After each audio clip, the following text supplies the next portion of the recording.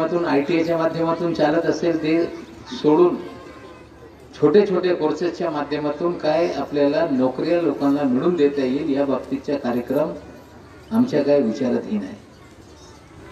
स्वयंरोजगारासाठी काहीतरी पैसे देऊन स्वयंरोजगार करण्यासाठी काय तरुणांना संधी देता येईल काय त्याच्या बाबतीत विचारात येईल बरेचसे कार्यक्रम।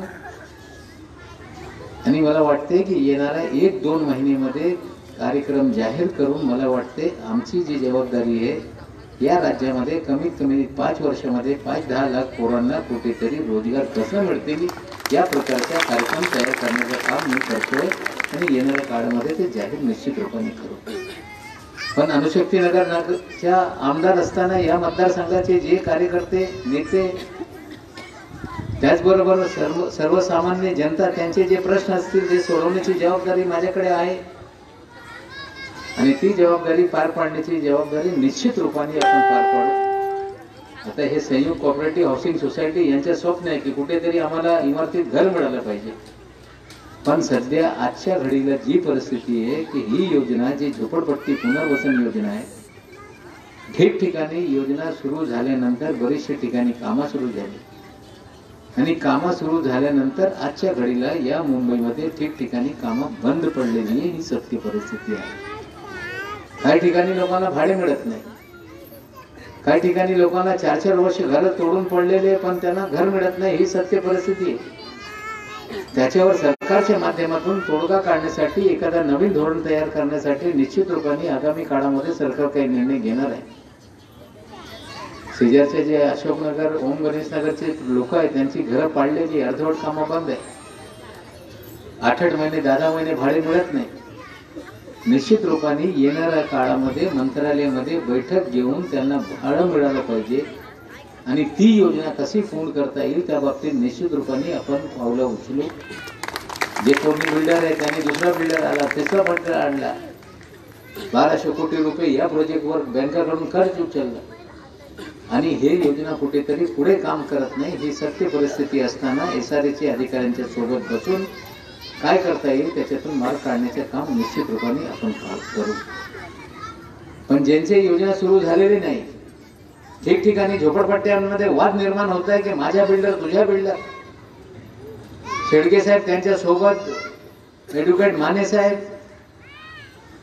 प्रकाश भोसलेजी त्यांचे कार्यकर्ते 2-3दा मला येऊन भेटताय, वारंवार आमदार नसताना भेटत होते। मी त्यांना स्पष्टपणे सांगत होतो की आजच्या घडीला कुठलीही योजना कुठला बिल्डर करू शकत नाही। या भानगडीत पडू नका।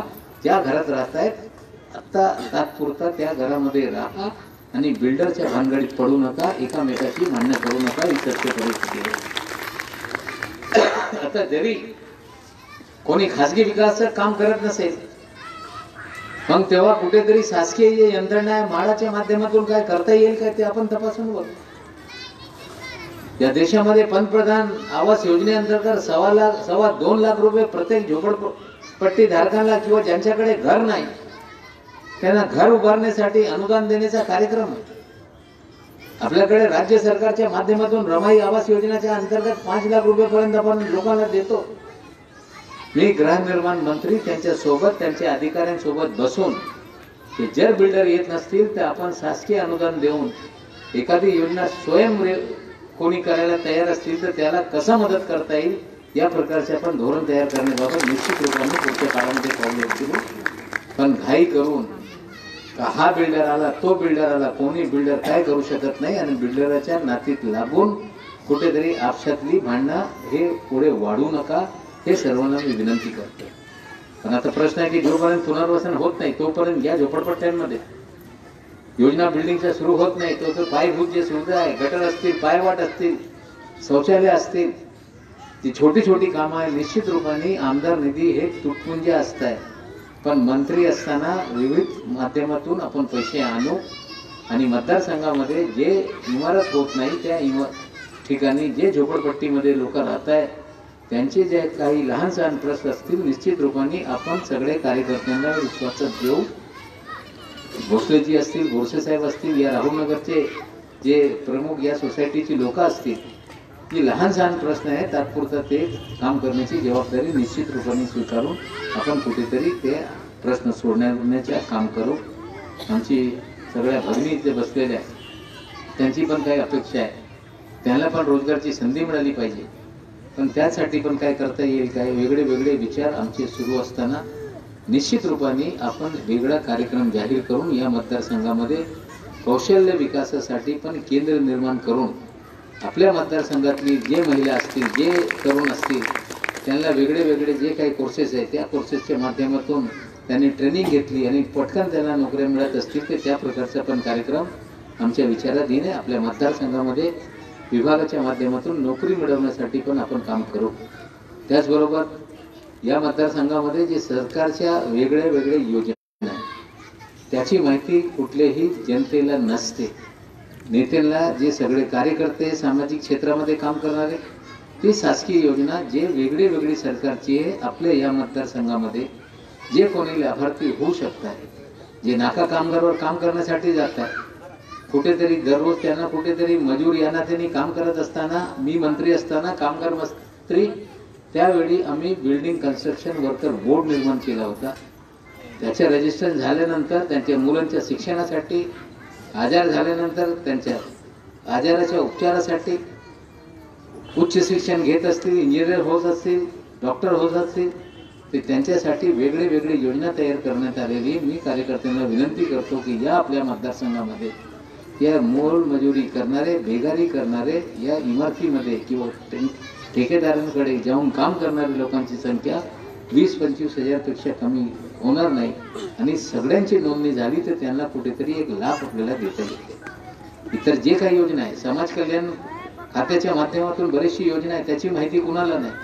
पण ही योजना, ही शासकीय योजनेच्या माहिती लोकांपर्यंत पोहोचवणे, त्यांच्या कुठेतरी त्या योजनेअंतर्गत कुणाला काय लाभ मिळू शकते ते लाभ मिळवून देण्याची जबाबदारी निश्चित रूपाने कार्यकर्त्यांनी एक संच तयार करून जर व्यक्तिगत लाभार्थी योजना आपण या मतदारसंघामध्ये राबवली तर सर्व प्रश्न सुटतील असं नाही, पण काही टक्केवारी आपण लोकांचे प्रश्न सोडवण्यामध्ये कुठेतरी आपल्याला यश मिळेल.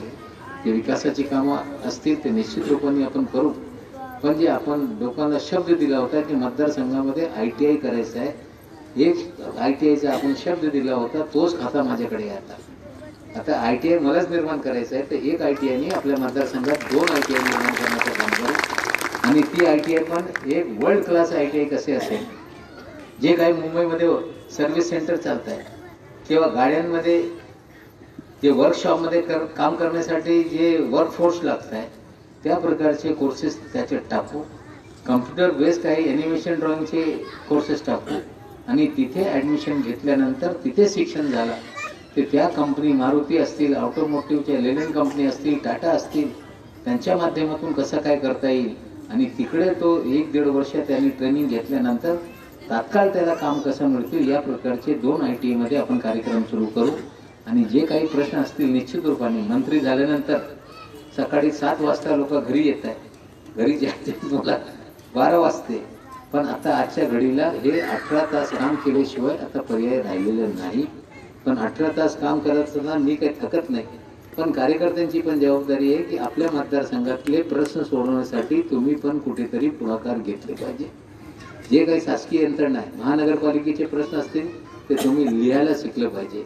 सुटत नसेल तर आम्ही तुमच्या पाठीशी आहोत, पण कार्यकर्ता ताकदीने कामाला लागला तर मला वाटतं अर्ध्यापेक्षा जास्त कामं हे कार्यकर्त्यांच्या माध्यमातून होऊ शकते.